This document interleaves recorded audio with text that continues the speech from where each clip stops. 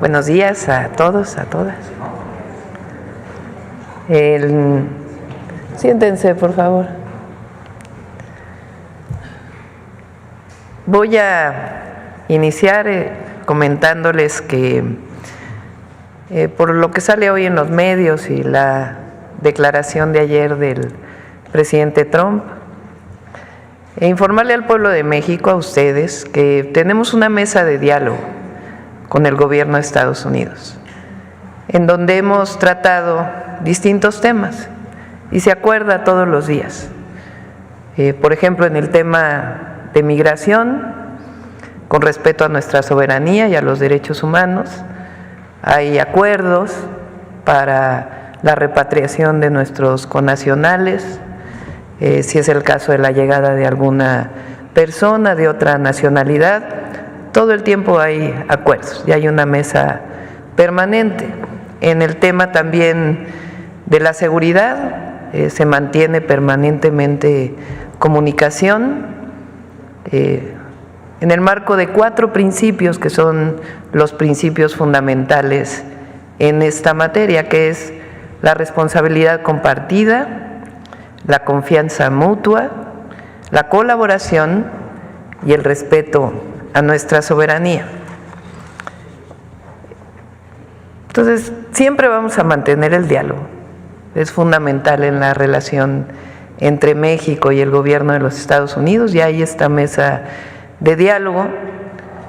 Y tenemos plan A, plan B, plan C, para lo que decida el gobierno de los Estados Unidos. Ante que sepa el pueblo de México que siempre vamos a defender la dignidad de nuestro pueblo, que siempre vamos a defender el respeto a nuestra soberanía y un diálogo como iguales, como siempre lo hemos mencionado, sin subordinación. Vamos a esperar, como siempre he dicho, con la cabeza fría, tomando las decisiones, estamos preparados y mantenemos este diálogo. El día de hoy está aquí el secretario de Economía, porque es importante recordar las implicaciones que pudiera tener poner aranceles para la economía de los Estados Unidos, principalmente, para el tratado comercial de los 3 países, para los 3 países, para nuestros pueblos, pero en particular para la economía de los Estados Unidos. Y tenemos otros 2 temas que son muy importantes. El primero es, tenemos un enlace con Martí Batres, que está en Palenque, Chiapas, porque se está inaugurando el hospital del ISSSTE de Palenque. Él está allá y vamos a tener un enlace. Y también está aquí la secretaria Raquel Buenrostro, porque como quedamos vamos a presentar ya al Congreso la ley de transparencia y los nuevos mecanismos que sustituyen al Instituto Nacional de Acceso a la Información. Entonces, esto es para adelantarles, que sé que van a preguntar sobre este tema, entonces para que tengan esta información. Si quieren, hacemos el enlace, después le pediría al secretario Marcelo Ebrard y después a la secretaria Buenrostro, y después con gusto contestamos sus preguntas. Adelante, Martí. ¿Cómo está, Presidenta de México, doctora Claudia Sheinbaum Pardo? Muy buenos días. Buenos días, Martí.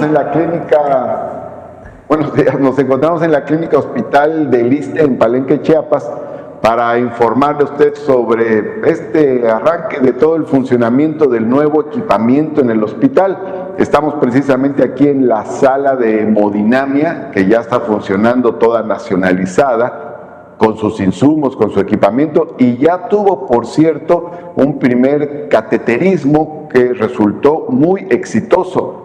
Está la sala de partos, el quirófano, el área de cuidados intensivos y todo lo que se refiere a las autoclaves, que son estos aparatos donde se esteriliza todo el material que se utiliza en las operaciones. Hay un conjunto de aparatos de lo de imagenología. Está el tomógrafo, el ultrasonido, el mastógrafo, los rayos X, y también por otro lado están todas las áreas de atención externa. Por ejemplo, medicina familiar, interna, pediatría, traumatología, ginecología, cardiología, psicología, odontología, otorrinolaringología, y quiero decirle que este hospital beneficia a varios municipios de Chiapas, como Palenque, también Yajalón, San Cristóbal de las Casas, Salto de Agua, Pichucalco, Reforma, Ocosingo, y a varios municipios de Tabasco que se encuentran cercanos, como Tenosique, Emiliano Zapata, Jonuta, Balancán. Aquí va a estar laborando un conjunto de elementos del personal, que son 334 trabajadores de la salud, entre médicos especialistas en diversas áreas, enfermeras, médicos familiares. Y también, por otro lado, el hospital cuenta con varios elementos como rampas de accesibilidad para personas con discapacidad o adultos mayores, el alumbrado exterior, el área de jardines y también un conjunto de otros equipos que son necesarios, como los gases medicinales, camas, camillas, otros elementos que son indispensables para la atención general. La clínica da atención en primer nivel y en segundo nivel. Es una clínica hospital muy moderna, muy bien equipada, y va a dar apoyo en materia de salud para que los derechohabientes del ISSSTE aquí puedan pues abordar sus enfermedades y también pues mantenerse saludables. Este conjunto de elementos del personal, que son 334 trabajadores de la salud, entre médicos especialistas en diversas áreas, enfermeras, médicos familiares. Y también, por otro lado, el hospital cuenta con varios elementos como rampas de accesibilidad para personas con discapacidad o adultos mayores, el alumbrado exterior, el área de jardines y también un conjunto de otros equipos que son necesarios, como los gases medicinales, camas, camillas, otros elementos que son indispensables para la atención general. La clínica da atención en primer nivel y en segundo nivel. Es una clínica hospital muy moderna, muy bien equipada, y va a dar apoyo en materia de salud para que los derechohabientes del ISSSTE aquí puedan pues abordar sus enfermedades y también pues mantenerse saludables. Radio en la frontera entre Chiapas y Tabasco. Aquí hay muchos municipios donde hay muchos trabajadores de bajos recursos, y eso va a ayudar a las familias de los trabajadores, a trabajadoras, trabajadores y sus familias. Esto va a ser muy importante, con un impacto muy positivo en la salud de la gente, en la salud de las familias. Nos da mucho gusto comentarles, por instrucciones de usted hemos estado aquí en la supervisión. Esta es una cuarta ocasión en que visitamos la clínica hospital para ver cada detalle del equipamiento, de los equipos y del funcionamiento interno de la clínica hospital, y obviamente seguiremos trabajando para que se siga dando toda la supervisión necesaria para el trabajo que tiene que hacer día a día esta clínica hospital del ISSSTE. Forma parte del proceso de transformación que se está dando en el ISSSTE, con el apoyo decidido que usted le está dando al ISSSTE para mejorar su infraestructura y apoyar al personal que atiende a la derechohabiencia. Aquí estamos a la orden, Presidenta. ¿Martí, se abre hoy el hospital? Sí, ya hay un conjunto de áreas para que hoy estén funcionando, y hemos tenido contacto aquí con la gente desde el día de ayer para que pueda acudir a las consultas, y además puede atenderse en temas más delicados. De hecho, como decía al principio, esta sala de hemodinamia en días pasados ya se utilizó, ya se realizó aquí un exitoso cateterismo y están todas las demás salas que están dispuestas, incluso con los nuevos aparatos de autoclaves pueden realizarse varias cirugías simultáneamente porque se tiene la capacidad para estar esterilizando el material necesario para ello, porque hay otro quirófano, hay sala de partos, es decir, hay sala de cuidados intensivos, hay varias áreas importantes aquí en la clínica hospital para ello. Muchas gracias, Martí. Pues a todos los muy buenos días chiapanecos y también toda la región, Tabasco, Chiapas. Este hospital del ISSSTE, que inició con el presidente Andrés Manuel López Obrador, le dimos continuidad y hoy está abierto al público. Es una muy buena noticia para los habitantes de Chiapas y de Tabasco. Bueno, Marcelo, adelante. ¿Me prestas un? Adelante.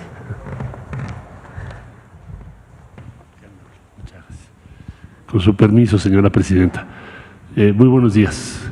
En alguna ocasión anterior les había yo presentado cuál es el impacto que tendrían las tarifas en general en el comercio entre México y Estados Unidos y les había yo explicado, compartido, que la principal afectación es a empresas de Estados Unidos. En aquella ocasión hablaba yo de Ford, Stellantis, General Motors. El principal exportador de México a Estados Unidos es General Motors. Ahora les quiero compartir qué es el efecto que suponemos tendría en las familias en Estados Unidos, en el consumidor final. Entonces, la siguiente, por favor. Entonces, si se llegara a imponer este arancel de 25%, hay que tomar en cuenta, además de lo que ya les dije, que México es el principal exportador de productos finales como autos, computadoras, televisores y refrigeradores. Tomé solamente algunos, son los principales, para no hacer una lista exhaustiva. Los consumidores estadounidenses se verían afectados, en primer lugar, porque los precios van a ser más altos, es decir, les van a subir el precio 25% de todos esos productos. Segundo, porque va a haber menor disponibilidad de productos, porque en la medida que tú le pones un impuesto de 25% a un producto, evidentemente la compra se contrae. Y finalmente, puede haber problemas en las cadenas de suministro porque las tarifas tan altas tienen un impacto expansivo. O sea, no es solo en el corto plazo, sino que cada vez van creando un daño mayor. O sea, a veces se dan procesos de destrucción de valor en las economías. La que sigue, por favor. Bueno, entonces, nosotros somos el principal proveedor de automóviles y autopartes. Entonces, aquí van a afectar a 12 millones de familias norteamericanas que de un día a otro tienen que pagar 25% más. La que sigue, por favor. En el caso de las computadoras, son 40 millones. O sea, ¿quién compra lo que nosotros fabricamos y exportamos? 40 millones de familias estadounidenses. No sé si ustedes tenían ese dato, pero pues les van a subir el 25% de sus computadoras y todos los componentes. Sí, el impacto en valor son un poquito más de 7,000 millones de dólares para estas 40 millones de familias que tendrán que pagarlo allá en Estados Unidos. La que sigue, por favor. Somos el segundo exportador mundial de pantallas y por supuesto el principal para los Estados Unidos, somos el número 1. Todo lo que son televisoras, todo lo que son pantallas para computación, laptops, etcétera. Esto afectaría a 32 millones de familias aproximadamente en Estados Unidos que tendrían que pagar más de 2,000 millones de dólares por el 25%. La que sigue, por favor. Refrigeradores. 1 de cada 3 refrigeradores que hoy se venden en Estados Unidos se hace en México. Entonces aquí cuando menos 5 millones de familias estadounidenses estarían afectadas por esta medida, les van a subir 25% el precio de sus refrigeradores. Esto representa un desembolso adicional para esas familias de casi 1,000 millones de dólares de un día para el otro. La que sigue, por favor. Entonces, si esta tarifa se impusiera, sus consumidores van a enfrentar precios más altos, y esto sí para todos. Supermercados, todo lo que es frutas, verduras, carne y cerveza. Si vas a un supermercado en Estados Unidos, cualquiera que sea la cadena, es donde vas a notar el impacto del 25%. Autos y camionetas en todos los concesionarios y refacciones de las principales empresas de la industria automotriz. Productos electrónicos y electrodomésticos en equipo médico, que también se hace aquí. Y este impacto se va a hacer mayor en estados fronterizos y ciudades con alto consumo de productos mexicanos, como cuáles, ciudades y estados: California, Texas, Florida y Arizona. Entonces, esto es lo que estimamos el impacto de un día al otro, para que tengamos una percepción de por qué es un error estratégico una tarifa de 25%. Conviene tenerlo claro. El principal impacto: millones de familias en Estados Unidos tendrán que pagar 25% más. Esto sería, señora presidenta. Gracias, Marcelo. Raquel. Con permiso, presidenta. Bueno, como lo comentó la presidenta, nuestra tarea ahorita es explicarles cómo vamos a hacer y vamos a asumir las responsabilidades del INAI. La siguiente, por favor. El INAI tiene básicamente dos tareas principales, que es el garantizar el derecho al acceso a la información y garantizar el derecho universal de los ciudadanos de la protección de datos personales. Estos dos derechos se mueven de manera contraria. Mientras acceso a la información se trata de la máxima publicidad de la información pública, protección de datos es proteger al ciudadano de sus datos personales, como son biomédicos, como son su INE, como son sus datos bancarios, etcétera. Estos dos derechos incluso están regulados por leyes distintas, y en otros países los estándares internacionales es que lo tengan organismos diferentes. Entonces, la propuesta que nosotros estamos haciendo al capturar el INAI es que la parte de acceso a la información, que es el derecho público a conocer todas las estadísticas y el comportamiento del Estado, de los gobiernos, vaya a un órgano desconcentrado que le vamos a llamar Transparencia para el Pueblo. El caso de protección de datos, desde hace mucho tiempo, desde que apareció aquel IFAI, cuando todavía ni siquiera era el INAI, venía un transitorio en la Constitución que decía la parte de datos personales, sobre todo los que son particulares, van a corresponder al Ejecutivo. Dice, en tanto el Ejecutivo decida qué dependencia lo haga, lo hará el IFAI. La Constitución, la última reforma, también le da esa facultad de llevar la protección de datos directamente a la Secretaría Anticorrupción y Buen Gobierno, y entonces esa va a quedar dentro de la Secretaría. La siguiente, por favor. ¿Cuáles son los cambios que tuvo la Constitución, primero para saber qué vamos a modificar en la ley? Lo más importante que se mantiene, que es el derecho al acceso a la información pública, en el caso de acceso a la información. La publicación obligada de información, que esa también se mantiene, y los medios de defensa en caso de que la información solicitada no sea proporcionada para que pueda ejercer su derecho ciudadano. ¿Y qué es lo que cambia? Lo que cambia básicamente son las autoridades encargadas de garantizar que se tenga ese acceso a esa información. Por ejemplo, a nivel federal, hasta antes de la reforma solo era el INAI, después de la reforma van a aparecer 18 autoridades, que corresponde al Ejecutivo Federal, al Legislativo, al Judicial, a los sindicatos y a todos los autónomos.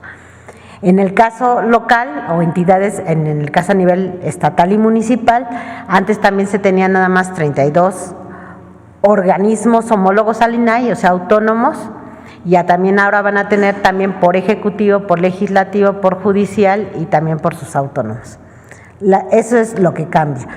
La siguiente, nosotros estamos convencidos y plenamente de que se tiene que garantizar y mantener el derecho a la información, por lo tanto no se restringe ni se limita nada de lo que ya ha sido público en información. Se mantienen todas las obligaciones que existen hasta ahorita y además se amplía la obligación de mantener informado a la ciudadanía para seguir informando al pueblo. En el caso de datos personales, también se garantiza la protección de los datos personales, no solo los que tenemos los entes públicos, que somos sujetos obligados, sino también los que tienen las empresas, decíamos, como los bancos, etcétera, ¿no? Se mantiene la verificación del cumplimiento de las obligaciones y los medios de defensa de los ciudadanos. ¿Qué es lo que cambia? Lo que cambia, al igual que en el caso de acceso a la información, en lugar de tener un organismo garante a nivel federal, ahora vamos a tener 16, decíamos, por los poderes legislativo, judicial, los autónomos, partidos políticos, y a nivel local lo mismo. En el caso de datos personales en posesión de particulares, se mantiene lo que siempre se ha mantenido, que es la regulación, y se mantiene a nivel federal, y lo hace la Secretaría de Anticorrupción y Buen Gobierno. La siguiente, por favor. Entonces, en el esquema actual, digamos, estaban permitidos hasta 7 comisionados, y obviamente al volverse un órgano menos dispendioso, pues nada más vamos a tener un titular, y entonces de 7 pasamos a 1. Hay homólogos en el INAI a nivel que son los que revisaban los municipios. Ahora, en la propuesta de ley, nosotros proponemos que sean las autoridades del Ejecutivo local los que ayuden a los municipios. Esto es conociendo y sabiendo que los municipios no tienen la infraestructura suficiente ni los recursos, también sean apoyados y arropados, no solo por el Estado, sino también a nivel federal. Y ahorita vamos a decir cómo, que es el siguiente paso, la Plataforma Nacional de Transparencia. La Plataforma Nacional de Transparencia es donde contiene toda esta información de todos los datos que ya se han estado construyendo durante varios años de acceso público. Esta plataforma no estaba regulada en ley. Para garantizar su prevalencia y que se mantenga y se preserve y que se cuiden todos los datos históricos y para garantizar que se va a mantener al menos la misma información, si no es que más, la plataforma va a estar regulada ahora en la ley. O sea, nosotros proponemos que la plataforma se regule en ley y eso se le da la garantía y la permanencia de la ley. En los medios ha habido aparentemente una preocupación de que si se va a violar o no la información que hay en la plataforma. Nosotros ya estamos en pláticas con los comisionados del INAI y lo que acordamos es que en el caso de la plataforma, cuando nos la entreguen, le vamos a poner un validador criptográfico. ¿Y qué es eso? Es como la huella digital de la base de datos. Es decir, si en algún momento alguien pudiera pensar que se violó la información, se puede hacer una auditoría forense tecnológica para ver si estaba o no estaba desde origen. Entonces, con eso garantizamos que no se pierda nada de la información, que toda la información se mantenga y además que la plataforma continúe porque va a venir en ley. La siguiente, por favor. En el esquema actual, decíamos, el particular puede impugnar las resoluciones del INAI, es decir, si alguien no le da acceso a la información, va al INAI y le dice, oye, yo necesito que esta persona cumpla con su obligación de proporcionar información. En el nuevo esquema, pues como ya no está el INAI, la parte local se va a resolver a nivel local, la parte federal a nivel federal, y en el caso de los recursos federales, en una armonía con el artículo 134 constitucional, toda la información que esté relacionada con recursos federales puede ser atraída o atendida a nivel federal por la Secretaría de Anticorrupción y Buen Gobierno. Anteriormente también, cuando se iban a la última instancia, digamos, el juicio de amparo se resolvía por jueces administrativos. La nueva ley propone que los juicios de amparo se resuelvan con jueces especializados. ¿Esto qué quiere decir? Muchos de los juicios o de los amparos que se llevaban a cabo cuando se iban a la última instancia con el Poder Judicial, el juez resolvía, pero en términos de procedimiento y no resolvía el fondo. ¿Esto qué quiere decir? Se pedían a lo mejor una información, supongamos que el ciudadano tenía derecho a esa información, en lugar del juez de resolver sobre si tenía derecho o no la información, resolvía sobre si el procedimiento se había hecho bien o mal y reponían el procedimiento en lugar de obligar a entregar la información. Entonces eso es lo que cambia y nos vamos a la materia que es a que resuelva de fondo. Viendo las estadísticas que tiene actualmente el INAI en sus cargas de trabajo, nosotros identificamos que el 80% actual del trabajo que tiene el INAI va a recaer en la Secretaría Anticorrupción y Buen Gobierno, y todo esto lo podemos atender con el 35% nada más de la estructura que actualmente tiene el INAI. Es decir, vamos a tener un ahorro del 65% en la organización. La siguiente. Otro tema importante que no estaba regulado en ley era la coordinación, en lo que le llaman el Sistema Nacional de Transparencia. Es como todos estos entes nos organizamos y nos coordinamos, porque el derecho al acceso a la información es universal y todos tenemos que tener todos los mismos criterios. Y también sabemos que no estamos, digamos, creciendo a la misma velocidad todos los municipios, todos los estados y la federación. Entonces, con el ánimo de que también permee toda la política de manera generalizada a los municipios, a los estados y a nivel de gobierno federal, y que resulte menos costoso también para municipios y para estados y que se pueda garantizar la información, pues lo que nosotros estamos proponiendo es que en la ley también se incorpore cómo puede funcionar el Sistema Nacional de Transparencia para obligar a una coordinación y obligar a una coadyuvancia de la federación también hacia estados y municipios. Y actualmente, que está regulado en lineamientos internos del INAI, el Sistema Nacional tiene 36 integrantes y se está proponiendo mantener la coordinación. Como es un poco más amplio, van a ser ahora 40, pero además vamos a agregar los sistemas, porque también en las entidades federativas, pues en lugar de haber uno va a haber más. Entonces vamos a tener subsistemas por entidad federativa, donde cada subsistema va a estar presidido por el Ejecutivo local. Este Sistema Nacional de Transparencia lo que hará es establecer la política general en la materia para que sea acorde a todos los niveles y poderes de gobierno, y se va a coordinar con todas las autoridades que son las responsables de garantizar el acceso a la información. La siguiente, por favor. ¿Esto en qué se traduce? ¿En qué cambios legales se traduce? Bueno, como antes había una ley general para el INAI y una ley federal para el Ejecutivo, para la Secretaría Anticorrupción y Buen Gobierno, esas dos ya no son necesarias, nada más se requiere una, y entonces se abroga la Ley Federal de Transparencia y Acceso a la Información Pública y prevalece como una nueva ley por los cambios constitucionales, la Ley General de Transparencia y Acceso a la Información Pública, la Ley Federal de Protección de Datos Personales en posesión de sujetos obligados, que son la información que tenemos nosotros como entidades públicas, la Ley Federal de Protección de Datos Personales en posesión de particulares, llámese bancos, y la Ley Orgánica de la Administración Pública. Esos son los cambios que nosotros estamos proponiendo para poder asumir los cambios de la reciente reforma constitucional. Es cuento, señora presidenta. Muy bien. Como ven, se amplía la transparencia, se protegen los datos personales y todo esto se hace incluso con mucho menos presupuesto, con el 35% del presupuesto que tenía el INAI. Entonces, se está enviando el día de hoy estas leyes para su consideración en el Senado de la República y después en la Cámara de Diputados. Esa es parte de la reforma constitucional, de la desaparición del INAI como tal en la Constitución, manteniendo y fortaleciendo la transparencia y la seguridad de los datos personales. Bueno, ahora sí vamos a las preguntas, si les parece.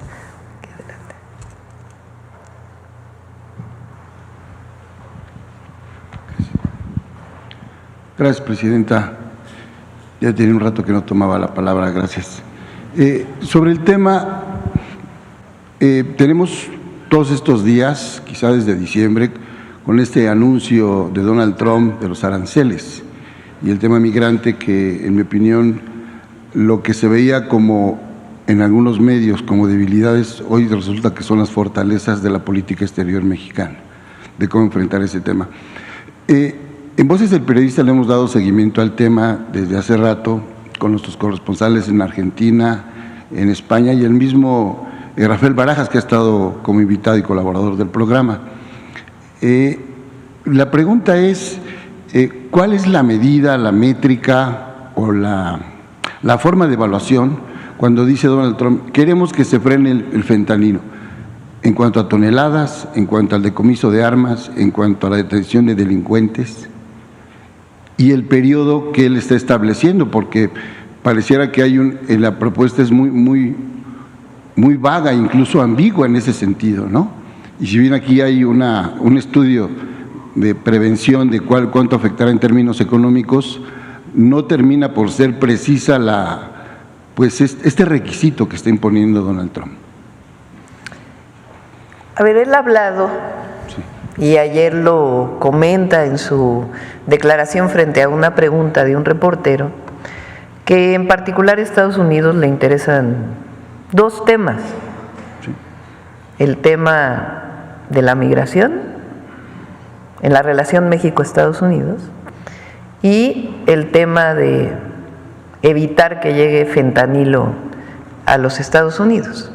Esos son los dos temas. Ayer habló también del tema del comercio, de lo que él llama el déficit comercial con México y también con Canadá. Entonces, ¿qué hemos hecho nosotros? Porque esto es muy importante. Desde el primer momento que llegó el presidente Donald Trump a la Casa Blanca, establecimos una comunicación. De hecho, había comunicación previa, pero ya la formalidad, evidentemente, pues a partir de que él llega a la Casa Blanca. Se da incluso una llamada, es la primera llamada que hace el secretario de Estado con el canciller de la Fuente. Y a partir de ahí se establece un diálogo, una comunicación permanente, principalmente para el tema de migración. Nosotros, siempre en la defensa de los derechos humanos, de nuestros connacionales en Estados Unidos y de la soberanía nacional, establecimos acuerdos de colaboración, que es muy importante. Y van avanzando de manera permanente.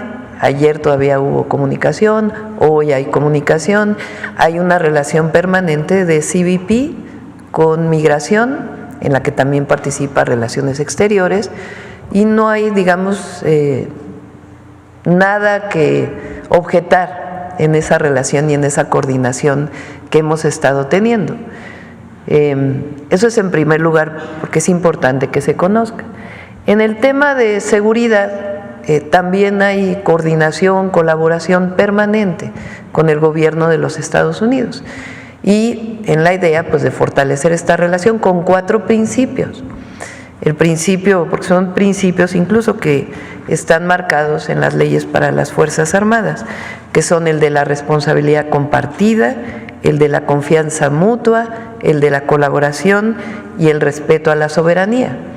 Nosotros hemos planteado, como ustedes saben, pues no solamente el tema de que no solo es un asunto de que el fentanilo no llegue a Estados Unidos a través de la frontera con México, si nosotros no queremos que el fentanilo llegue a ningún joven o a ninguna persona, porque es una droga que, como todos sabemos, tiene pues muchísima adicción y tiene impactos muy graves. Estados Unidos tiene un problema pues muy relevante relacionado con las adicciones al fentanilo. Entonces hay colaboración, hay coordinación, hay un diálogo permanente.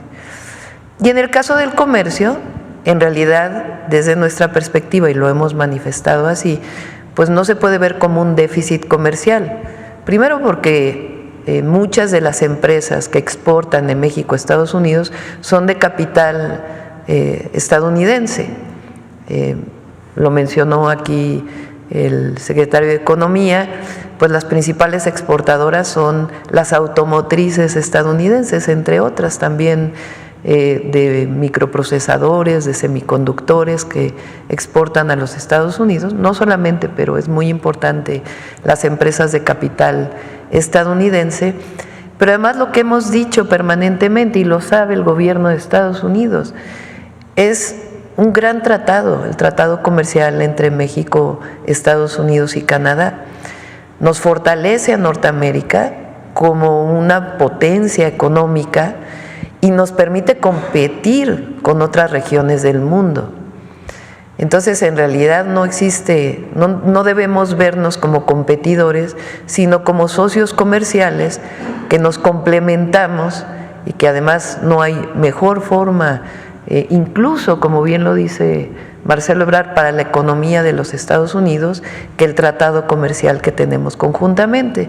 Esto lo han manifestado también empresarios mexicanos, empresarios estadounidenses, que han sido muy activos en la defensa del tratado comercial México, Estados Unidos y Canadá. Hasta ahora lo único que está escrito, como lo he mencionado, en algún decreto del presidente Trump, pues es que el tratado comercial se mantiene. Entonces, ¿qué nos corresponde? Seguir dialogando con respeto a la dignidad de nuestro pueblo, a nuestra soberanía, con respeto a México, en un diálogo de iguales, siempre manteniendo este diálogo, y también pues prepararnos en la posibilidad de que pudiera llegar a haber estos aranceles. Y estamos preparados desde hace meses. Es algo que venimos trabajando conjuntamente en el gabinete económico, que hemos hablado con empresarios mexicanos. Entonces, pero ¿qué queremos nosotros? Que prevalezca el diálogo con respeto, y se ha mantenido. Entonces, por eso es importante que todos sepan que está este diálogo, que se mantiene en los distintos temas, y que lo que buscamos es que continúe este diálogo. Nuestro calendario cívico refrenda de manera anual la celebración de nuestra Constitución política. Ahora que se va a hacer este refrendo, ¿usted haría un llamado en este marco, en esta nueva coyuntura política, sobre todo internacional, a la unidad de todos los sectores de la sociedad, los partidos políticos, aún aquellos que se dicen oposición sin tener una posición clara, que eso es muy importante, ¿no? Porque pareciera una guerra al interior. Hoy, en estos días, se requiere de esa conciencia horizontal y de ese diálogo, sí al exterior, pero también un diálogo interno, y que el interlocutor interior se sienta también representado. ¿Usted haría ese llamado, Presidenta? Es que hay unidad.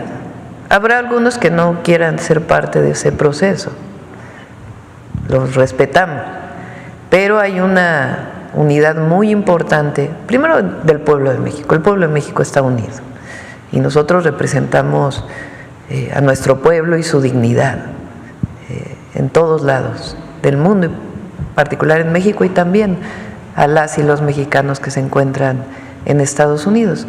Pero hay una gran comunicación con el sector empresarial, que la mantiene permanentemente el secretario de Economía.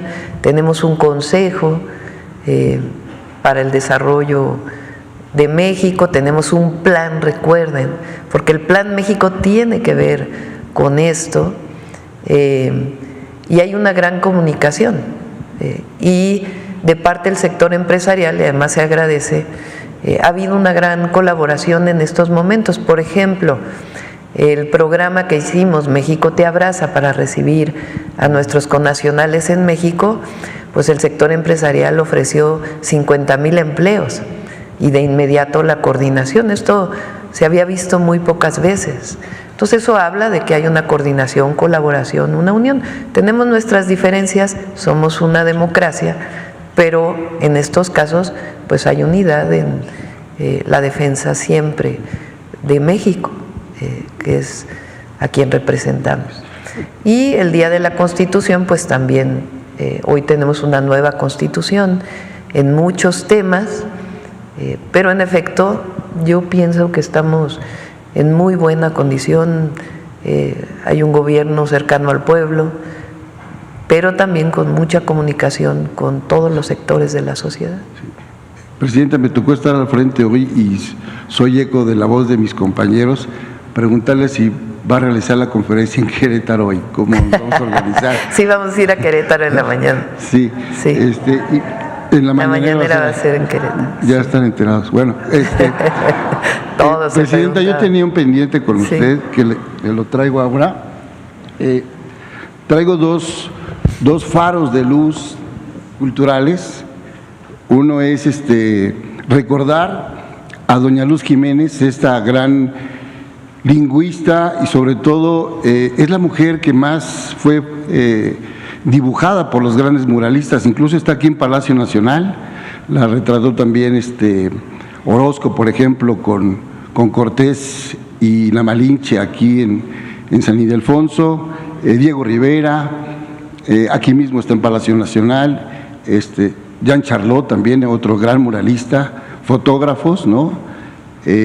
Entonces, acaba de ser su aniversario antier, el 60 aniversario luctuoso, y la familia pide a lo mejor algo muy hacia las nubes, pero siempre es bueno expresarlo, que se pudiera declarar el día de Luz Jiménez, el día de su aniversario, como un símbolo del recuerdo de estas mujeres que ancestralmente lucharon y estuvieron ahí como en el olvido. Ella incluso fue traductora para León Portilla y para Diego Rivera en la parte del náhuatl y todas las historias que se tiene. De hecho, ella es una cuentista y fue la primer mujer con un desnudo muy estético que quedó en los murales, y es de estas indígenas, así como la maestra Cetina, que se tuvo que sacar de los muros para regresar. Esta es una parte que le manda a la familia. Y el otro es el libro de Nelly Campobello, Obra Reunida. La familia me hizo el favor de que yo escribiera el prólogo en el 2003, y a ver si por ahí el maestro Paco Ignacio Taibo pudiera hacer la reedición que no se ha hecho, es del 2003. Y aquí hay una fotografía que yo le quiero regalar, que es de los hermanos Mayo, de Nelly Campobello. A ver, para que la conozcan acá nuestros colegas. ¿Sí? Entonces, la fotografía me habló y me dijo que quería estar en su archivo, Presidenta. Sí, si te parece, le voy a encargar a José Alfonso la tarea, que nos ayuda mucho en claro que sí. La recuperación de la memoria histórica. Aquí les entrego los Él libros. está participando. Presidenta, ustedes cuentan con un fondo preventivo ante la posibilidad de aranceles y sobre todo ante el amago que hizo ayer Trump por lo del petróleo. Tenemos un plan que va más allá de un fondo y un análisis muy exhaustivo de las implicaciones que pudieran tener los aranceles. Entonces, si hay plan, por eso digo, estamos preparados para cualquier escenario. Evidentemente estamos haciendo todo lo que está en nuestras manos para evitar que se llegue a un escenario de este tipo, y siempre se mantendrá el diálogo.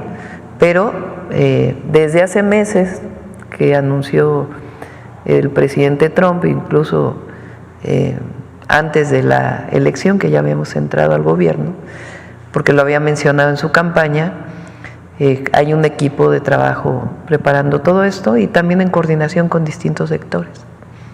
Estaba viendo que planteaba Hacienda que tenían una especie de fondo o bolsa de contingencia ante la posibilidad de estos aranceles. ¿Eso entraría de inmediato? Son no sé cuántos millones. Bueno, todo eso siempre es una posibilidad, pero hasta ahora pues lo que hay es un plan y también una coordinación permanente, ¿no? Entonces, que sepa el pueblo de México que frente a una circunstancia que se pudiera dar, estamos preparados, tenemos un planteamiento y siempre la búsqueda del diálogo con el gobierno de Estados Unidos, porque como bien se menciona, la posibilidad de un arancel pues afecta también mucho la economía de los Estados Unidos y a los estadounidenses.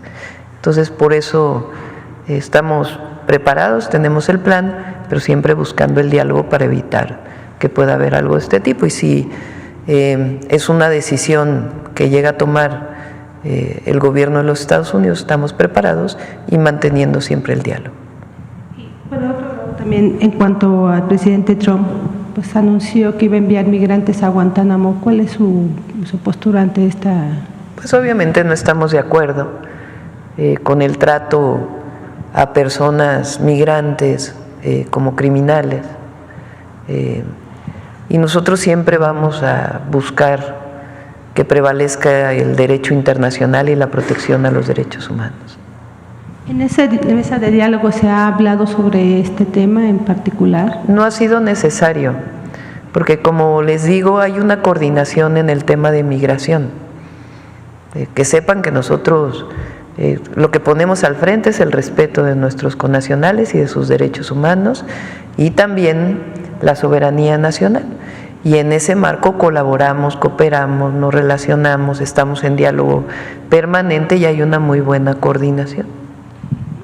Por otro tema, nosotros hemos estado manejando una serie de reportajes sobre violencia vicaria. Quisiera preguntarle sobre este tema, ¿cuál es su opinión? Hay denuncias inclusive de apoyos de algunos fiscales para quienes han cometido este tipo de ilícitos. Y también lo ligaría con el caso de Ernestina Asensio, a raíz de la resolución ahora en la Comisión Interamericana de Derechos Humanos y que el Estado mexicano se allanará solo parcialmente la resolución sobre algunos fiscales para quienes han cometido este tipo de ilícitos. Y también lo ligaría con el caso de Ernestina Asensio, a raíz de la resolución ahora en la Comisión Interamericana de Derechos Humanos y que el Estado mexicano se allanará solo parcialmente la resolución sobre esta gran violación cometida. Si gustan, sobre este caso le pido a Arturo Medina que pueda explicar exactamente cuál fue la posición, siempre solidarios con la víctima, siempre. Esa es nuestra visión y siempre va a ser así, de protección a los derechos humanos. Y la razón en este caso por la cual hubo este posicionamiento, que es importante que se conozca. Entonces le pedimos a Arturo que pueda hacer una tarjetita para que conozcan y que vengan estos días también para que pueda darse a conocer. No se cierra el caso, eso es muy importante, no está cerrado el caso. Y que se conozcan las razones jurídicas, legales de por qué esta contestación. Y por otro lado, sobre la violencia vicaria, pues es parte de todas las reformas que se plantearon para la protección de las mujeres. Hay muchas formas de violencia, desde la violencia física, la violencia psicológica y este tipo de violencia que tiene que ver con la utilización de los hijos por parte de la pareja para evitar que puedan estar cerca de la madre. Y ahí el Estado mexicano debe proteger siempre el derecho de la niñez por encima de todo y por supuesto de las mujeres. Entonces hay una serie de acciones que tiene la Secretaría de las Mujeres y jurídicas legales de protección siempre a las mujeres y a las niñas y a los niños. ¿Va a investigar a funcionarios que hayan defendido a víctimas, a quienes cometieron este tipo de ilícitos? Pues si hay una denuncia, ahí está la Secretaría Anticorrupción y de Buen Gobierno, o en su caso si hay una denuncia penal, porque está tipificado ese delito. Por ejemplo, en la Ciudad de México está tipificado el delito en el Código Penal, el apoyo siempre a las mujeres.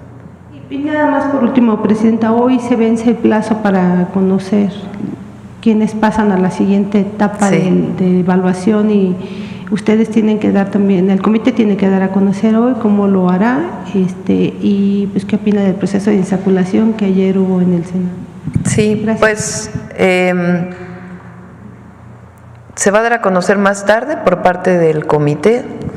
He preferido mantener una independencia y que la decisión sea del comité, que además pues quienes han trabajado más, hay que decirlo, son las 3 mujeres, no por otra cosa sino por razones de salud de los 2 miembros varones del comité.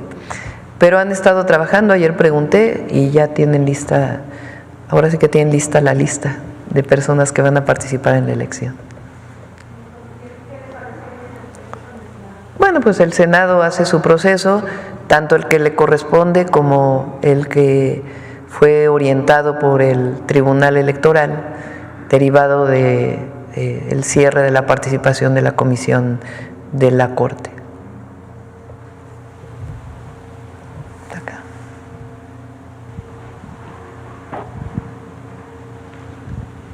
Buenos días, Presidenta. Hemos visto en las recientes denuncias de países como, por ejemplo, Honduras, Brasil, sobre el trato abusivo que reciben personas deportadas desde Estados Unidos, a pesar de la reciente cancelación de la Asamblea CELAC. ¿Cómo se articularán? O sea, lo que quería preguntar es cómo se articularán estos esfuerzos desde los gobiernos de Latinoamérica para hacer frente a este escenario y al mismo tiempo mantener el diálogo con los Estados Unidos. Pues es que se mantiene en diálogo con todos los países. Nosotros tenemos una responsabilidad y todos los países, pero particularmente nosotros por ser vecinos y por los millones de mexicanos que viven en Estados Unidos y por ser socios comerciales, una responsabilidad muy importante en la relación con Estados Unidos. Pero también mantenemos esa relación con los países de América Latina incluso con la afinidad de los gobiernos progresistas de América Latina, y esa comunicación y relación es permanente. La CELAC, como ustedes saben, tiene decisiones por consenso. Cualquier comunicado tiene que ser un acuerdo de todos los países que conformamos la CELAC. Se valoró por parte de quienes la convocaron, particularmente la presidenta Xiomara, de no realizarla esta semana, pero se mantiene una comunicación permanente y siempre nuestro vínculo con América Latina. Otra pregunta es con respecto a si el tema arancelario también generará impacto en el TEMEC. Pues el TEMEC tiene que ver con el libre comercio. Así es. Y que no haya aranceles. ¿Y de qué Entonces, manera? si llegara a ocurrir este escenario, pues evidentemente pone de lado el tratado comercial, que es parte pues de los escenarios que hemos estado viendo. Entonces, repito, el diálogo, priorizando el diálogo, siempre tomando las comunicaciones formales del gobierno de Estados Unidos y al mismo tiempo el diálogo permanente. Muchas gracias, Presidenta. Gracias. Natalia Matamoros del IMER. Gracias. Adelante. Buenos días, Presidenta. Vianney Fernández, de Once Digital. Primero, el tema económico es uno de los que más ha causado interés desde el cambio de gobierno en Estados Unidos. El día de ayer, el subsecretario de Hacienda, Edgar Amador, señalaba ciertos datos, la recaudación histórica, el 14.6% del Producto Interno Bruto, también el mismo dato que usted daba, el de desempleo a la baja, ¿no? La tasa histórica que se registró, la inversión extranjera directa también en niveles históricos, y a partir de estos datos decía, bueno, no hay riesgo de recesión. Su mensaje, Presidenta, sobre este tema, sobre todo ante la narrativa de quienes cuestionan estos indicadores económicos. A ver, otra vez, porque no... Su mensaje a la población, para quienes cuestionan estos indicadores económicos e insisten en que podría haber recesión. Pues la economía mexicana es muy fuerte. Lo vemos en los distintos indicadores. Los indicadores, muchos son del Banco de México y muchos son del INEGI, es decir, organismos autónomos, no son datos del propio gobierno. Como el dato que dimos ayer de desempleo, que México es el país que menos desempleo tiene, incluso por encima de Japón, de acuerdo con los datos internacionales y con la publicación del INEGI. Las reservas del Banco de México son históricas, el dato de empleo formal es muy bueno, también el dato de empleo no formal en términos de la tendencia también es bueno, y el trabajo que se está haciendo permanente. No sé si quieras platicarle, Marcelo, de todos los diálogos que se han tenido, el portafolio de inversiones que hay para nuestro país.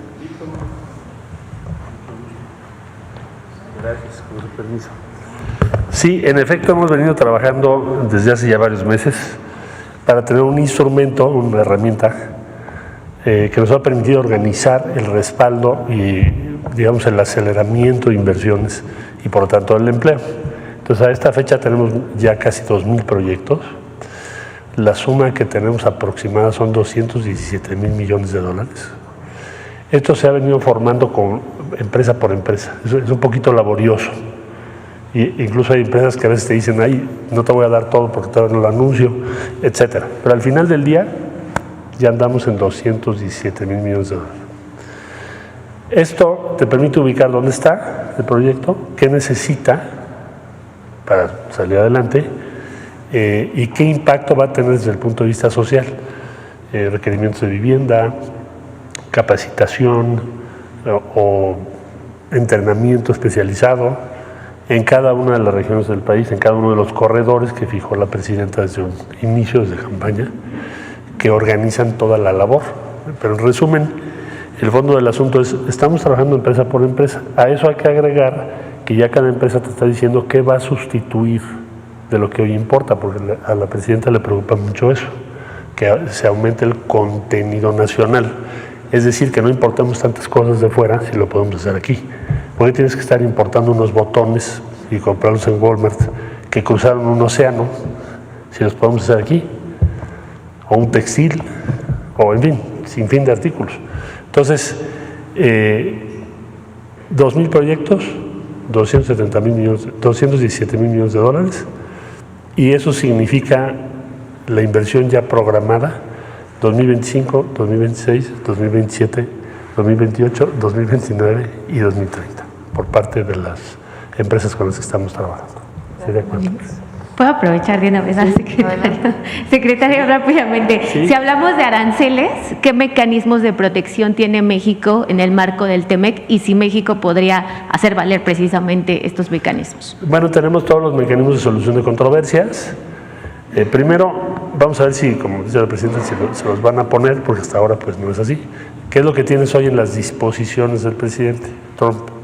Que se va a iniciar el proceso de revisión del tratado. Si no tuviese interés en el tratado, pues no habría emitido esa orden ejecutiva. Entonces, vamos a esperar, no voy a especular, pero hemos venido preparándonos y debo decir, cada semana hay una reunión que encabeza la presidenta sobre este tema, o sea, aranceles y negociación de tratado, y lo que México va a poner sobre la mesa, y eso ya estamos listos. Entonces, bueno, hasta el día de hoy, lo que tenemos por escrito como orden ejecutiva del presidente de los Estados Unidos es que se va a iniciar la revisión del Tratado de Libre Comercio, como está previsto en la ley, y solicitó a sus áreas una evaluación sobre el mismo tratado, cosa que también aquí nos han pedido, y bueno, eso es lo que tenemos hasta el día de hoy. Ya si vienen otras cosas, pues entonces ya te contesto sobre lo que vaya pasando. Okay. Gracias. Presidenta. Sí. Ahorita aprovechando el enlace con el director del ISSSTE, en el 11 a Jorge Armando Rocha y a mí, una servidora, la semana pasada el director Martí Batres nos comentaba que dentro de estos esquemas de corrupción que encontraron en el instituto había una fundación del ISSSTE en el que mucha gente de anteriores administraciones pedían incluso aportaciones entre comillas voluntarias o incluso hasta instalaron cafeterías, ciertos negocios al interior de los hospitales a través de esta fundación y que evidentemente los recursos pues no terminaban en el instituto. Entonces preguntarle cómo va este esquema también de saneamiento en el instituto y si ya se interpusieron denuncias penales por este esquema de la supuesta fundación. Lo que hacemos primero en la revisión y de encontrar un elemento de corrupción es acudir a la parte administrativa y, si es el caso, a la parte penal. Entonces, la administrativa es con la Secretaría Anticorrupción y Buen Gobierno, y la Secretaría pues ya nos puede informar cuáles son los mecanismos de sanciones administrativas, y si es el caso, pues se presenta la denuncia penal ante la Fiscalía General de la República. Entonces, como hemos presentado aquí, hemos encontrado casos en el Infonavit, que son previos a la entrada del presidente López Obrador, y algunos que tienen que ver con otras representaciones que no son las gubernamentales, y por otro lado en el ISSSTE pues encontró estos abusos de la utilización sobre todo del nombre del ISSSTE frente a organismos privados. Entonces, en todos los casos se presentan denuncias administrativas y, si es el caso, penales. Okay. No sé si quieres platicarles, Raquel, casos de una denuncia de acto de corrupción.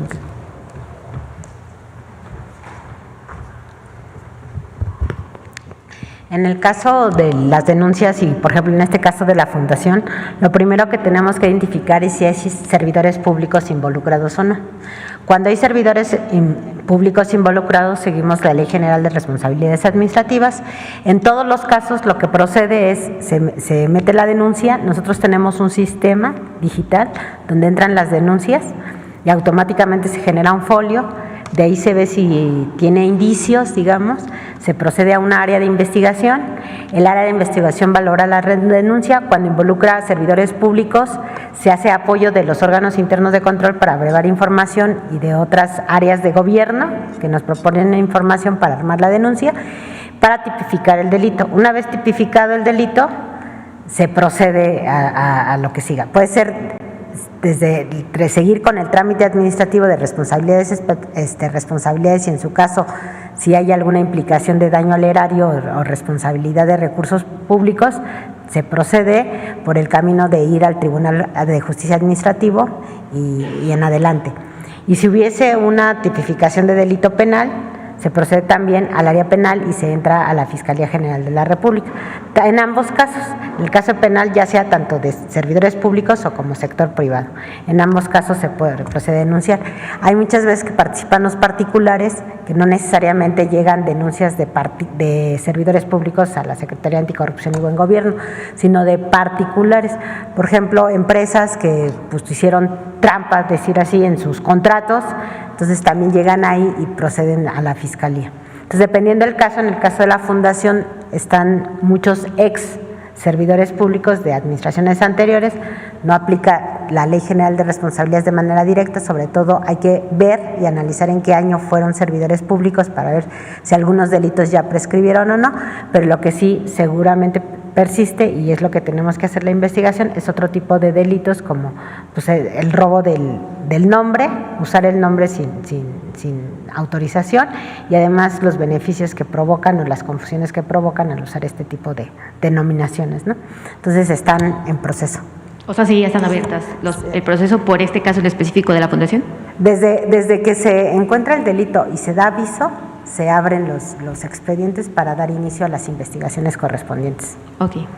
Por último, Presidenta, igual respecto al proceso de insaculación que se llevó a cabo ayer en el Senado de la República, el presidente de la mesa directiva, Gerardo Fernández Noroña, el día de ayer denunciaba que le estuvieron mandando perfiles por parte de la Corte a última hora. Incluso llegaron 3 al 20 para las 12, justo cuando iba a iniciar el sorteo. Él decía, por una parte es dilatar el proceso y por otra pues nos llegan perfiles que el legislativo no puede verificar. ¿Cuál sería su opinión respecto pues a todas estas maniobras que hizo la Suprema Corte de Justicia de la Nación a últimas horas? Pues primero irregular, porque la Corte abre el proceso, como dice la Constitución, y después lo cierra frente a un amparo del propio Poder Judicial. Que por cierto, ayer me lo comentaron, ¿no? Es el mismo juez, a ver si me pasan la tarjetita, el mismo juez que presenta el amparo es el que resuelve, ¿no es así? Sí, una asociación, un juez a nombre de una asociación presenta el amparo y como juez lo resuelve, o bueno, da la suspensión. Entonces, en un proceso completamente irregular, y la Corte, pues que es quien tiene la última palabra relacionada con los amparos y conoce formalmente pues de la constitucionalidad o no de esos amparos o de la procedencia o no de esos amparos, pues decide suspender el proceso. Decide suspender el proceso y entonces el Tribunal Electoral dice, pues envía todos los nombres que ya tengas a el Senado para que pueda hacer una insaculación, de acuerdo con la Constitución. Envía los nombres, en el caso de las mujeres casualmente, envía exactamente los nombres para que no haya insaculación.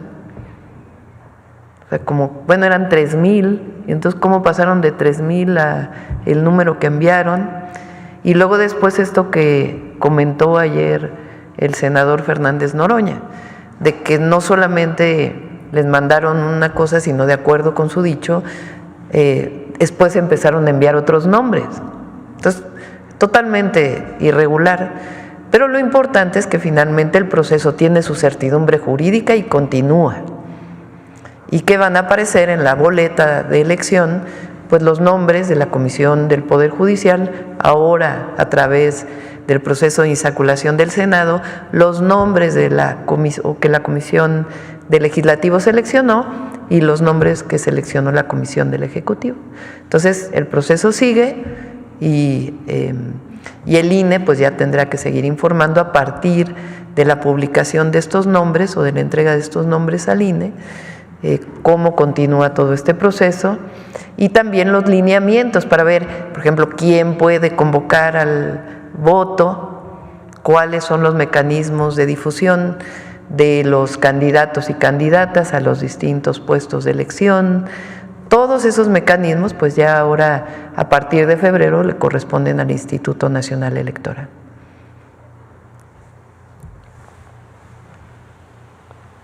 A ver si me dan el nombre del juez. Pásamelo ahí, en una tarjetita. Señora Presidenta de la República, Claudia Sheinbaum Pardo, antes que nada, deseo todo lo mejor para usted y sus seres amados con motivo del Año Nuevo y agradecer infinitamente que me haya brindado la palabra en esta mañanera del pueblo que se ha convertido en la referencia obligada de información real y verdadera a nivel nacional. Me presento ante usted, Ricardo Ramírez Juárez, director general del periódico digital en privado veracruz.com.mx, el periódico del pueblo de Jalapa, Veracruz.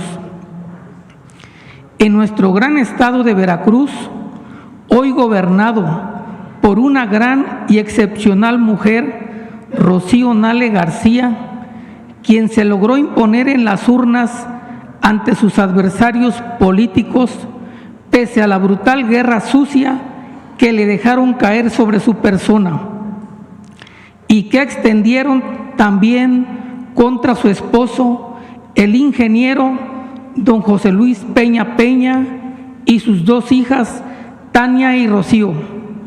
Ganó su honroso cargo con 2.124.130 votos, mientras que el candidato opositor del PRI, del PAN y del PRD, con mentiras y con su guerra sucia, solo logró obtener 1.145.821 votos.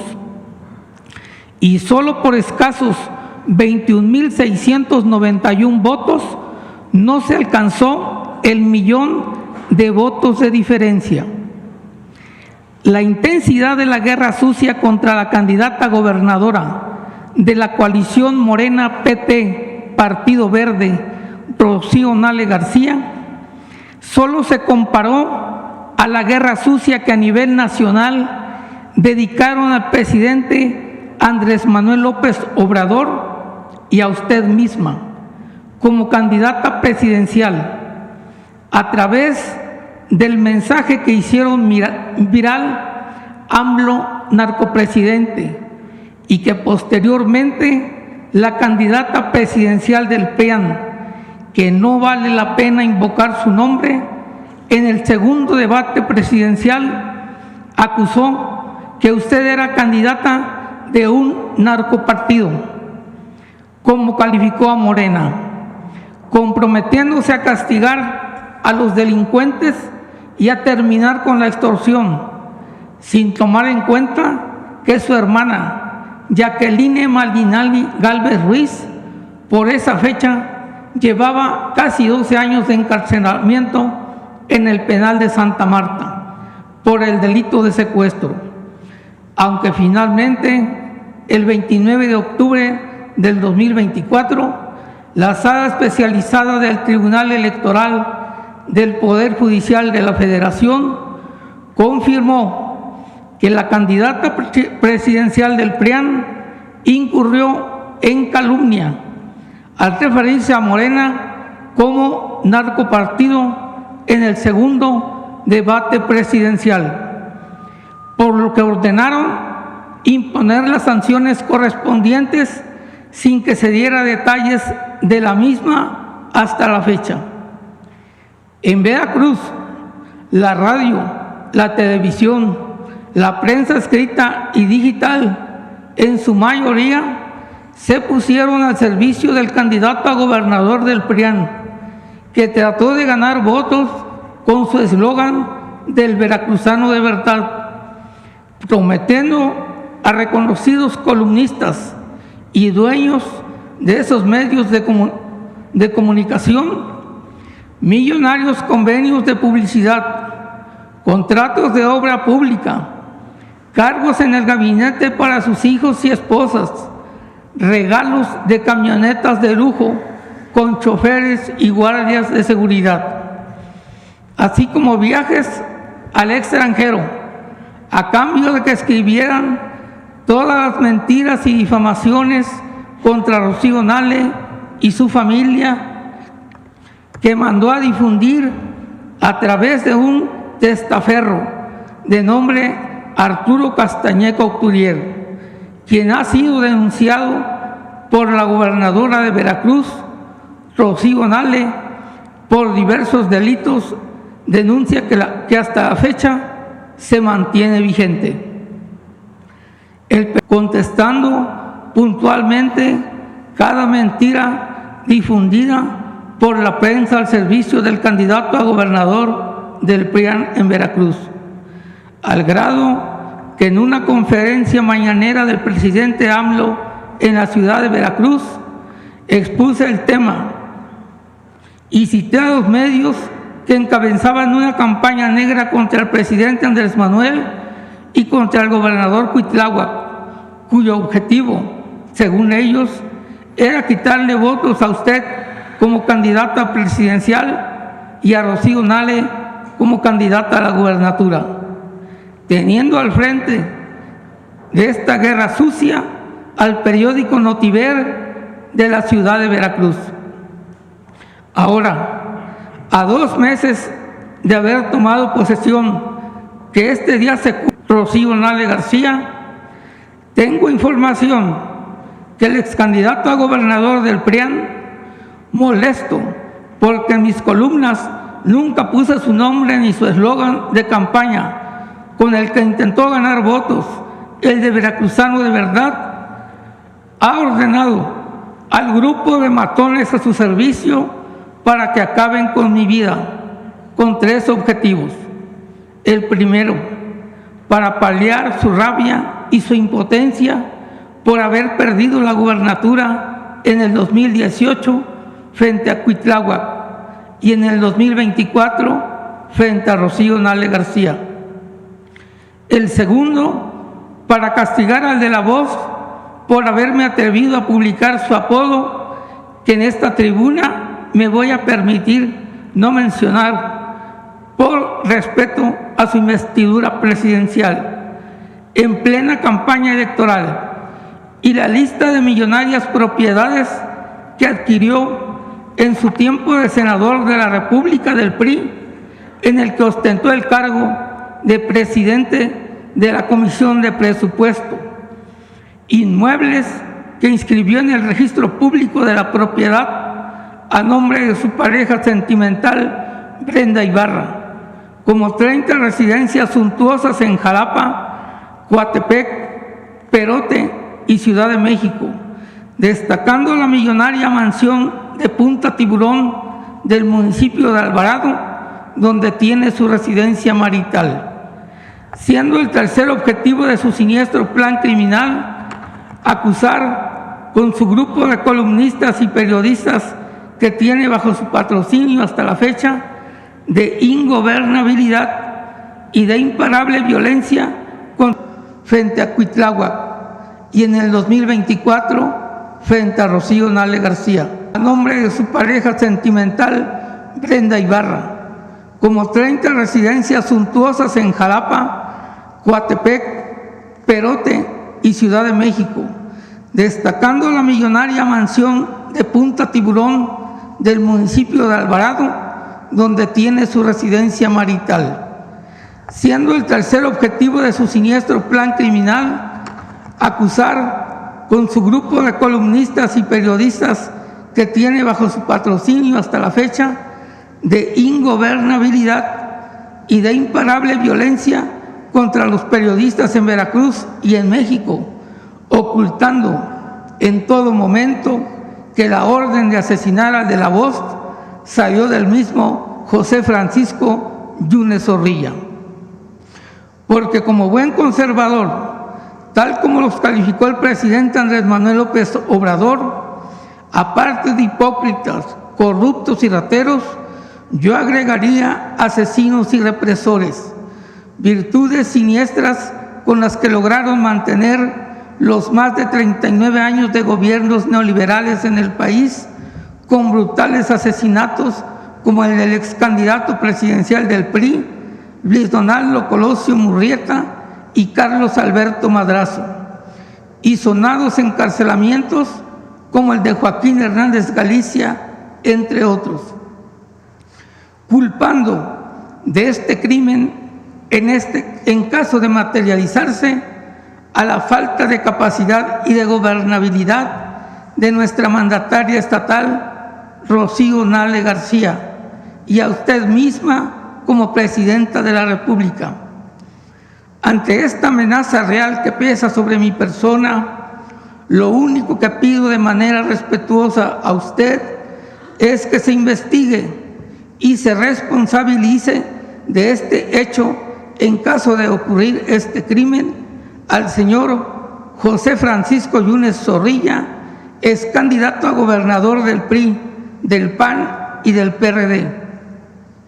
Aclarando, mi señora presidenta, que no vengo a solicitar protección policíaca personal, porque creo con firmeza que la seguridad ciudadana que brinda el Estado mexicano es y debe ser igual para todos en general, y que la muerte es parte de la vida misma, venga de donde venga y ocurra cuando tenga que ocurrir.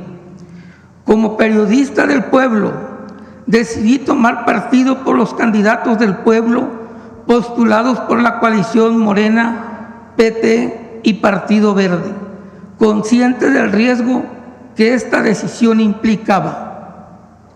Si por esta decisión el ex candidato a gobernador del PRI, del PAN y del PRD en Veracruz decide cumplir con su siniestra amenaza en esta tribuna pública, como bien la ha bautizado usted, la mañanera del pueblo, le respondo a este señor invocando una celebérrima cuarteta de Asmironiana que reza: erguido bajo el golpe en la porfía, me siento superior a la victoria. Tengo fe en mí, la adversidad podría quitarme el triunfo, pero no la gloria. Agradezco a usted y a su alta investidura presidencial que me haya, como bien la ha bautizado usted, la mañanera del pueblo. Le respondo a este señor invocando una celebérrima cuarteta de Asmironiana que reza: erguido bajo el golpe en la porfía, me siento superior a la victoria. Tengo fe en mí, la adversidad podría quitarme el triunfo, pero no la gloria. Agradezco a usted y a su alta investidura presidencial que me haya permitido exponer esta situación que para mí era urgente y prioritario dar a conocer de manera pública en esta mañanera del pueblo. Muchas gracias y que Dios la bendiga. Finalizo reiterando lo que 35.924.519 mexicanos pensamos al momento de acudir a las urnas el pasado 2 de junio para votar por usted. Es un honor estar con Claudia hoy. Gracias. Muchas gracias. De todas maneras, qué bueno que haces esta denuncia aquí en la mañanera del pueblo, pero es importante que podamos estar cerca de ti. Entonces, si nos lo permites, pues que Paulina se acerque ahora contigo, terminando la mañanera, para poder platicar y agradecer que hagas esta denuncia, pero siempre nuestra obligación es, frente a un posible riesgo de un periodista, siempre la protección, y para eso está el mecanismo.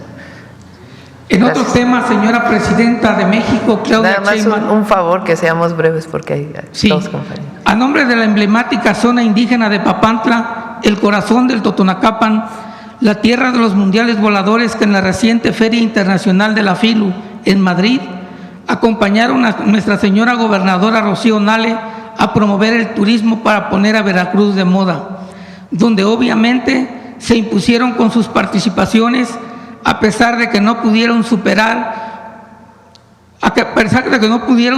por los aires, desafiando la fuerza de la gravedad la tierra de la aromática vainilla que no solo perfuma a Papantla, sino al mundo entero. La tierra de la joven indígena Ángela Olazarán Laureano, ganadora del premio de la mejor estudiante del mundo, reconocimiento ganado apenas el año pasado cuando cursaba el tercer año de preparatoria del CONALEP de Papantla, y quien apenas este jueves 30 de enero se confirmó la aprobación de nuestros diputados locales de Veracruz para entregarle el Premio Estatal de la Mujer 2025. Me permito hacer a usted en este año dedicado a las mujeres indígenas del país la petición respetuosa para que usted, como una mujer científica y como nuestra presidenta de México, autorice la creación del Instituto Politécnico Nacional Campus Papantla con todas las carreras universitarias presenciales. El ambicionado proyecto universitario tiene toda la viabilidad del mundo. El gobierno municipal de Papantla adquirió para esta universidad un terreno de 25 hectáreas, construyó una moderna carretera y un puente para acceder al predio.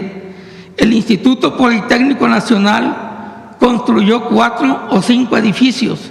Sin embargo, por razones de cambio de gobierno federal y estatal, lo que sería el Instituto Politécnico Nacional Campus Papantla solo se convirtió en un centro de innovación e integración de tecnologías avanzadas, y las pocas carreras que se imparten son en línea, por lo que la plantilla escolar y docente es escasa y los grandes edificios lucen vacíos como elefantes blancos.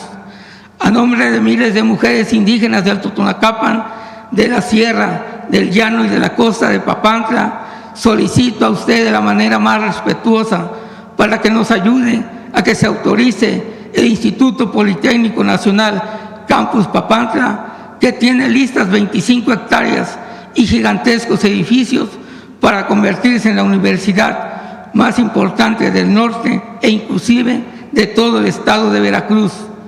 Los astros se alinean para que esta justa petición de nuestras niñas y jóvenes indígenas se haga realidad, pues hoy no solo tenemos a una científica como nuestra presidenta de México, Claudia Sheinbaum Pardo, quien en solo 4 meses ha logrado imponer su nuevo estilo de gobierno, cercano al pueblo y pendiente de sus necesidades, tal como se comprometió en campaña para consolidar el segundo piso de la Cuarta Transformación que inició nuestro querido presidente Andrés Manuel López Obrador. Y en Veracruz también tenemos a una gran mujer como nuestra gobernadora, Rocío Nale García, quien ha dado excelentes resultados a solo 2 meses de haber iniciado su gobierno en beneficio de miles de jóvenes y de veracruzanos en general. En el tema educativo, la señora gobernadora Rocío Nale canceló los pagos de inscripción de todos los institutos tecnológicos y universidades tecnológicas del Estado, pagos de inscripción que significaban muchos millones de pesos para esos centros universitarios. Pero no solo eso, nuestra sensible y fraternal gobernadora Rocío Nale autorizó la creación de 5,000 becas a estudiantes universitarios de todos los institutos tecnológicos y universidades tecnológicas, con el único requisito de estar catalogados como de bajos recursos, con un monto cercano a los 50 millones de pesos. Por su atención a esta petición, muchas gracias, señora presidenta. Muchas gracias. Lo vemos con el director del Poli y con Rocío, a ver cuándo podemos hacer ese campus. Bueno, a ver, vamos con la última pregunta acá. Gracias, buenos días. Ana Grimaldo de Capital 21, 2 preguntas rapidísimas. Preguntar si la Secretaría de Mujeres está trabajando directamente con autoridades de migración o directamente con niñas y mujeres para garantizar un trato digno para aquellas migrantes que lleguen a México provenientes de otros países o que sean deportadas de Estados Unidos.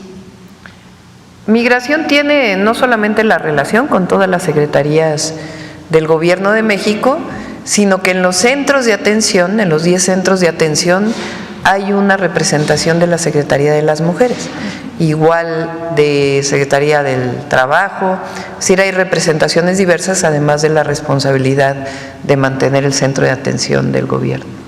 Gracias. Y por último, ayer iniciaron las mesas interinstitucionales de cuidados en la Secretaría de Mujeres. Saber su opinión sobre esta articulación y cuáles serían los siguientes pasos, además del inicio de operaciones de los CESIS. El Sistema Nacional de Cuidados consiste, digamos, de varios ejes que vamos a desarrollar. Uno, hay muchas acciones que hace el gobierno que deben ser incorporadas a este Sistema Nacional de Cuidados. Por ejemplo, la propia pensión adulto mayor puede considerarse parte del Sistema Nacional de Cuidados. ¿Qué es el Sistema Nacional de Cuidados o por qué se forma? El objetivo es que las mujeres que siempre nos hemos dedicado a los cuidados podamos tener una actividad fuera del hogar a partir de que el Estado asume una serie de responsabilidades compartidas, además de la responsabilidad que tiene que hacer la pareja. Entonces, tenemos este Sistema Nacional de Cuidados que agrupa distintas acciones que ya hace el gobierno y, por otro lado, el planteamiento del nuevo sistema o de nuevas acciones para el Sistema Nacional de Cuidados, pues es esencialmente los centros de educación y cuidado infantil, por lo pronto, que están planteados de inicio para mujeres de la maquila y también para mujeres, niños y niñas jornaleros agrícolas. Entonces, por lo pronto es ahí, pero la idea es que todo el gobierno participe en este proceso. Bueno, lo dejamos ahí. ¿Una más quieren? Ya, para cerrar. Les doy 2 minutos antes de Suave Patria. A ver, tú ya preguntaste atrás. A ver, allá atrás. Ayer te tocó.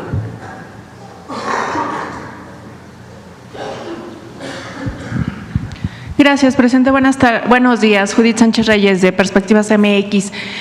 Preguntarle sobre esta situación que está sucediendo en algunos institutos nacionales de salud.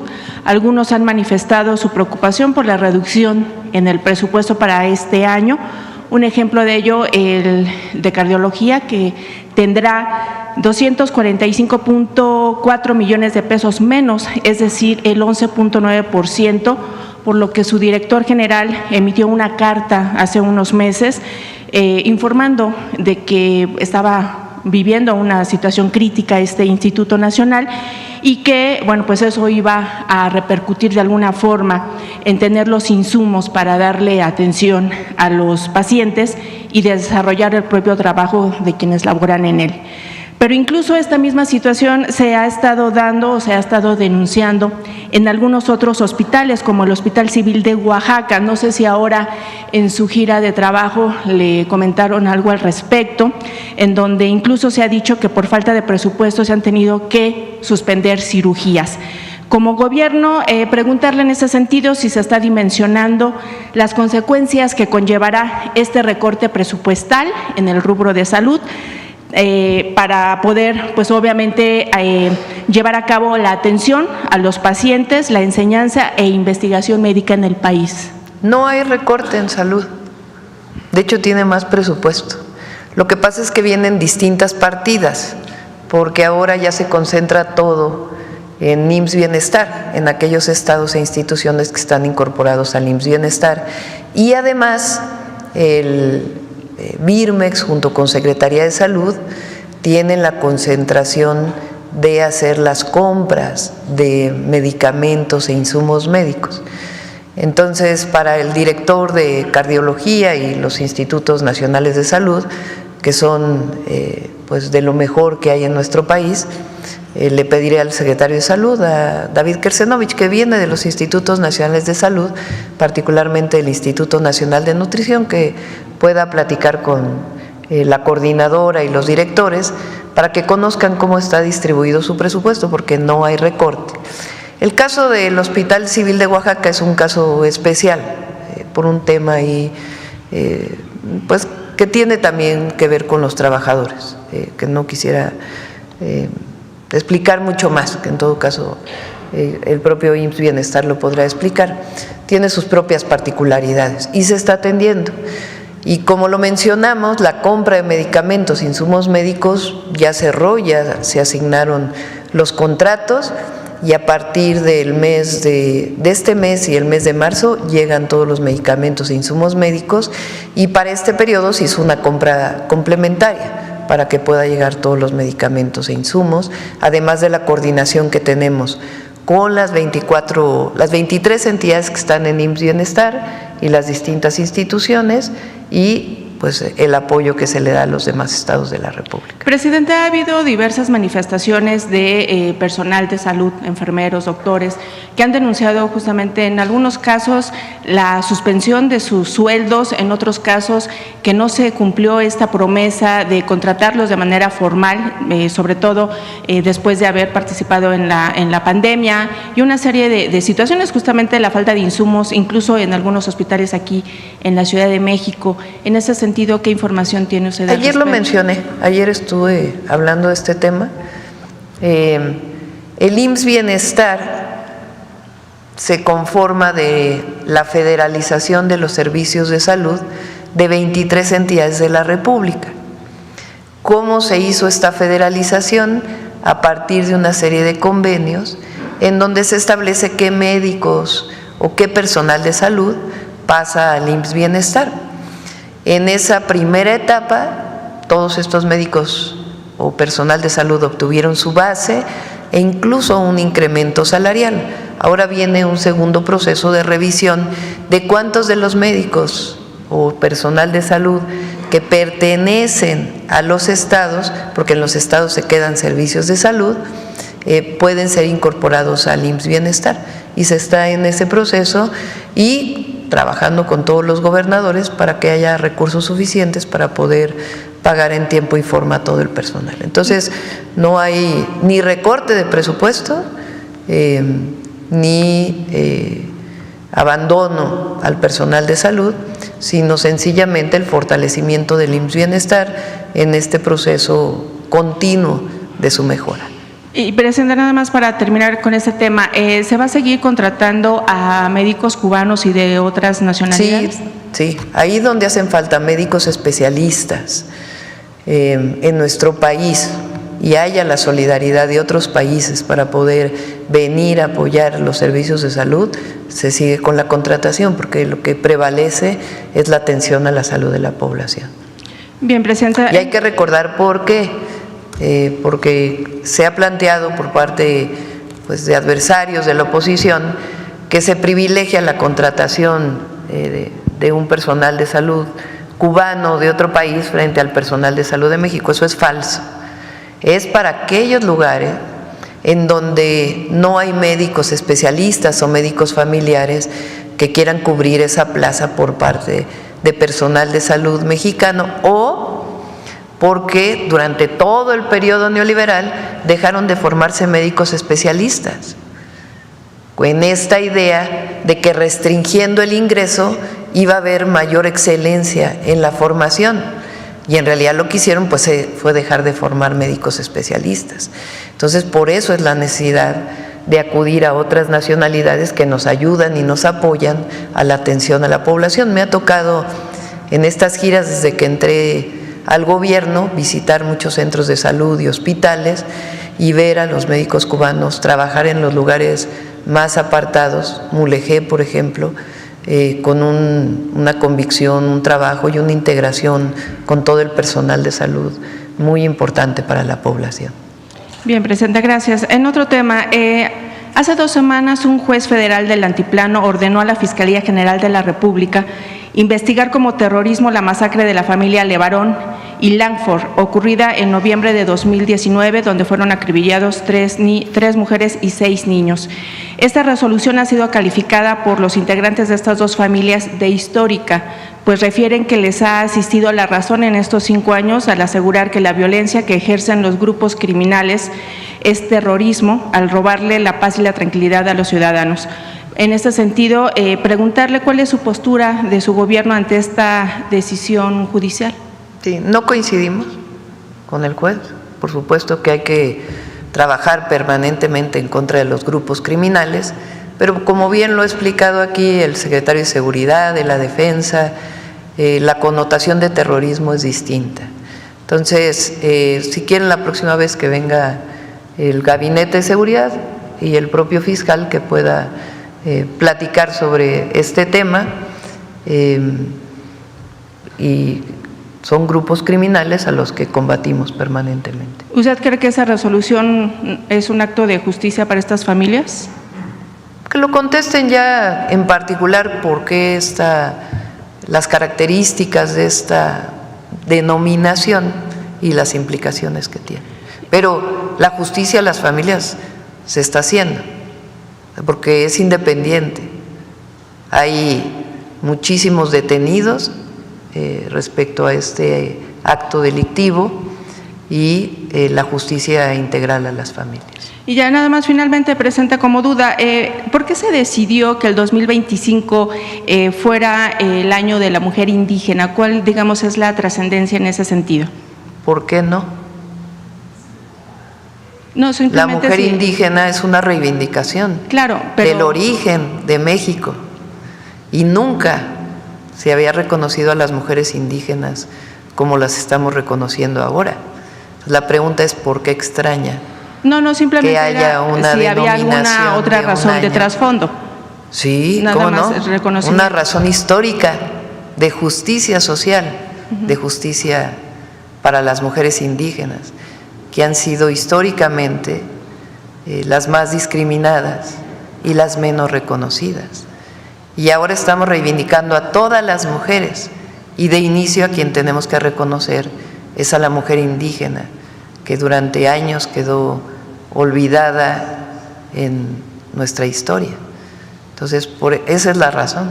Más bien la pregunta es ¿por qué extraña que nombremos a 2025 año de la mujer indígena? No fue extraña esa presentación, simplemente el saber si había, además de ese reconocimiento que usted ha venido manifestando, había alguna otra razón, simplemente. Sí, no es necesaria otra razón. La razón de la reivindicación de las mujeres indígenas es suficiente. Gracias a todos y a todas.